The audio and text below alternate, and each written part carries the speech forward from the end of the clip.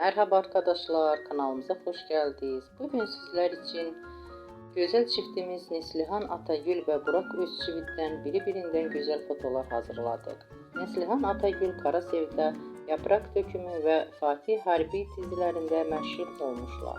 Biz de sizler için onların romantik karelerini hazırladık. Bu videoların devamlı gelmesini istiyorsanız kanalımıza abone olup yorum yazmayı unutmayın. Herkese teşekkürler. Bizden bu kadar.